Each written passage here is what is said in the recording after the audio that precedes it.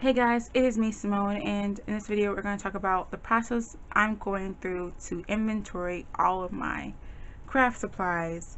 So let's get started. Now, there are different ways you can inventory. I'm going to do the physical one. I am just a girl who likes to touch things and feel in my hands. So you can do a digital version. I just didn't want to do that because it relies on me going on my computer a lot. And just in case I can't go on my computer for some reason, I still have a way to keep track of my items and use them. So let's just kind of get started of how I'm going to do this. Now, I've wanted to inventory my stuff for a long time, and I've heard some of you rave about the benefits of inventorying your items. The reason I'm going to do it is because, one, it just gives you a better grasp of what you have, and two, it keeps you from, of course, buying duplicates. I've started this process before, back way earlier. I don't know what year this was. I'm not sure if I even mentioned it. I might have mentioned it in my order videos of my inventory book. I'm pretty sure I have. I don't know what these were, but they're pretty old. I bet like a year or two old. And this is my first one I've made. It's just a small one, and I liked it, but I didn't like it at the same time. The reason I don't like this is because of how it's bound. It's not the easiest to add things to, so if my section got bigger, I would have to add a section, but the way they're made, the way they're put in here, the sections don't end kind of like between the different signatures. Sometimes they cross over or cut in the middle, and the way they're bound too, it just wouldn't look right to try to add something in the middle. That's the issue I kept running into. I had to guess how much space I needed for each section, and I couldn't really add. If I wanted to add anything in here, I would have to just add a piece of paper in here and then keep going. So that was my biggest issue. Like you see right here, I just added in a piece of paper because I didn't have any room for it. So I moved on. I did another way of inventorying too, and this is my ink pad organization or inventory system, and I love it, and I use it really often. The only thing I think I would change about it is organize it in colors and not in companies, because I don't look for ink pads in companies. I look for them in colors. It's great to know what colors I have, but I do wish that I did that too. I can always add to it, but that's something that I think I would definitely do when it comes to like using my layering stamps and things like that. Okay. So I do have some things already organized, and they work, and I like them. I think the only thing I would keep would be my ink pad inventory system, because it's portable. I've used it several times and I refer to it often. I make sure it's clipped onto my desk so I never lose it. Other things I'm going to change and rearrange and maybe just add to this. So I'm going to do a binder system just because I can add things into it. I can take things out way easier than that system. I might keep a version of it just for the portability. If I go to stores to get paint, I can still use that, and I don't have to bring this big old thing with me for a small section. So let's kind of go over the supplies. I'm going to make videos separately talking about each and everything I'm organizing, how I'm organizing, my tips and tricks, everything. But before we get into my supplies and what I'm using so far, and if I have like certain supplies that are meant for a specific thing, I'm going to mention that in that video. You should know if you're going to do inventory, if you're going to inventory your supplies, which I highly recommend anybody and everybody do this, because it's just impossible to know everything you have. I don't know many people who can tell me off the bat what they have. It's just really hard. And even though I craft in my bedroom in a little small corner, I still have a lot of stuff, and I do cram a lot of stuff in this little bedroom. So for me to not have to go, up into the attic or go in my closet or open 3 drawers and go through 5 baskets to find a specific thing is just kind of awesome. So I'm going to take this process along, and I'm going to take you along with the process. But just understand, I'm like jumbling through my words really badly right now. But understand, this is not an overnight process. Unless you are just starting crafting, or you haven't been crafting long, or you don't have much supplies, which I totally think you should start now before you get more supplies. If you are planning to continue collecting and buying craft supplies, you start now. Just start now, because it is a rewarding process. I just love knowing that I have this many embossing folders. They're all labeled and numbered, and I can easily find them in their embossing folder storage container. Just, it's an awesome feeling. So it just makes me happy. I know I'll use them, I know I'll see them, I know what I have. Just saying. And it does give you the time to use everything you have. If you do the physical version, which means you have to stamp everything out, you have to cut everything out, it makes you use the items. And if you're not going to keep them, and you don't like how they're cutting, you can throw them away or destash them. So something to think about, and I highly recommend doing this process. So that's something I'm just going to put in there. I've already been working this process for a while. I just wanted to get the rest of my supplies in to make this video, and I'm going on a week and a half of doing this. So just keep it on. I've only been doing like 2 items so far, which are my dies and my embossing folders.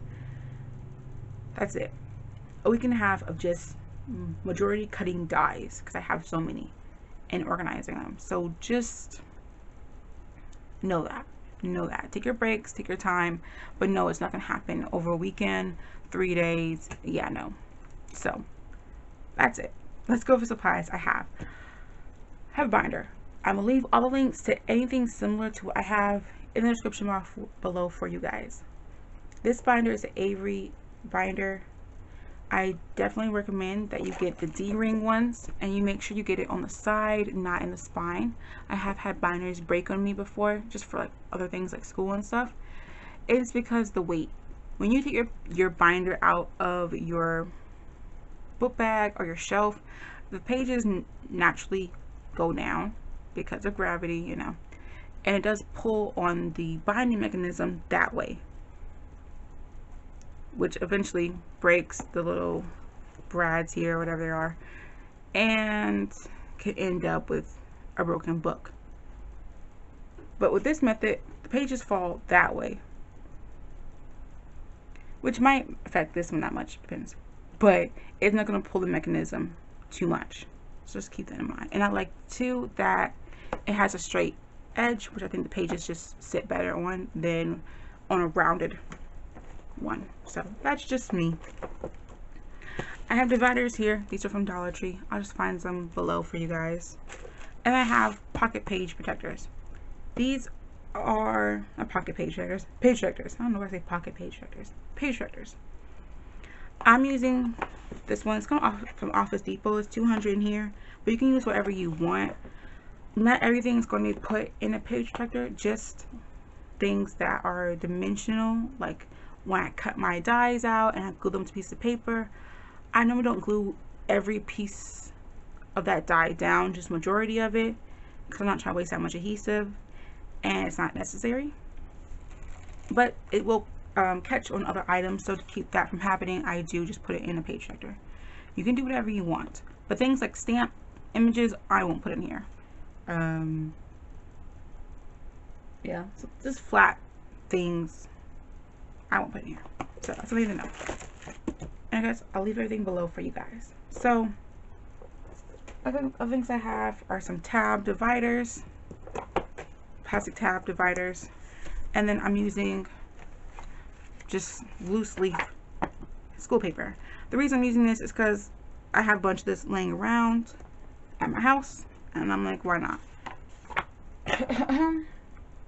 And I've seen other people use it too, and I'm like, yep, I have like 20 packs of those from high school and college and everything like that, so I see no reason not to use them. Alright, that's pretty sums up everything. So what I'm doing is I'm watching some of Totally Tiffany's videos to get inspired and how she does it. I'm breaking things down in sections, and then I'm tackling 1 or 2 things at a time. It depends on the project. So right now I'm tackling dies, but between my dies I don't have a lot of embossing folders, and I was kind of tired of cutting out dies, so I took a break from that and I did my embossing folders. It took me like literally 20 minutes because I only have 35 embossing folders. I know that sounds a lot, but it didn't actually take that long compared to all these dies. And then 2, the process has made me really kind of like have like a disdain from buying more supplies because I have to inventory it, and I haven't finished inventory really anything but my embossing folders, and I haven't bought any more embossing folders because I wasn't using them.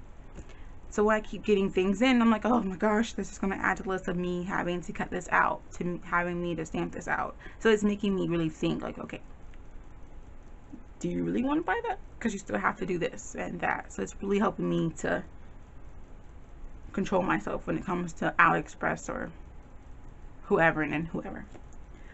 Okay, so I got that down. So the things I'm not going to be inventorying with you guys will be my ink pads, my paper pads. I'm not inventorying those. I might keep a running tab for Michaels because I do buy paper pads at Michaels. And sometimes I forget the ones I bought and the ones I just like. So I'll keep a running tab for that. Just write it down real quick and then put it in here so I know. But I know a good gist of all the paper pads I do have. And if I don't, I can always easily write them down and keep a tab on them. So it's not something a big issue for me. And normally I buy my paper pads from Tuesday Morning or Michaels. I could easily return them. I don't want to, but I could. So just keep a running tab of that. As I'm going to do things like my ribbon, I'm not going to organize into this because my ribbon are attached to my wall on that Weird Maybe Keepers snap organization strip thing. So I don't need to have them physically in here when I can clearly see them next to me 24/7. And what else will not be put in here? I think that's kind of like total difference. And I might keep my things separate. So things like stamps and dies and those things will be in here. And then my medium, like my paints and my washi tape and all that kind of stuff might be in a different one. I might put washi tape in here if it can fit. But like wet mediums will be in a different book because I don't need to have both of them a lot of times. And I think it'll be too much. So that's just kind of sums up everything I'm going to be doing. And just makes me really want to think about everything I'm buying. And then two, think of a better way to organize everything. I am going to be using my Fuse It tool that I got from Project Life to help make some unique page protectors for organizing some of my embellishments and things like that. So I think that's everything I want to talk about in this video. Just a basic overview of everything I'm going to be doing, and then I'm going to make videos talking about how I'm organizing a specific thing and then giving you guys my advice and tips and tricks. And that's everything. So thank you for watching the first video of me making an inventory binder. I'm very excited, and just finishing some of the projects I finished has put such a amazing sense of joy in my heart. I can't explain it. It was just so exciting and rewarding. So I just definitely highly recommend, if you are crafting, period, whatever, especially if you're buying dies from AliExpress, because you know I'm an enabler, please start inventorying because it is something that really should be done. So you don't buy duplicates. You know what you have, you know what you can use for NATO, you know, and make it work for something else. Just, you know, being a dead horse, but I really want to make that point clear. So I think I've done with my words long enough. I will talk to you later. I have some things I want to do and some other videos I'm going to pre-make before I go. So I'll talk to you later. Bye. Get crafty.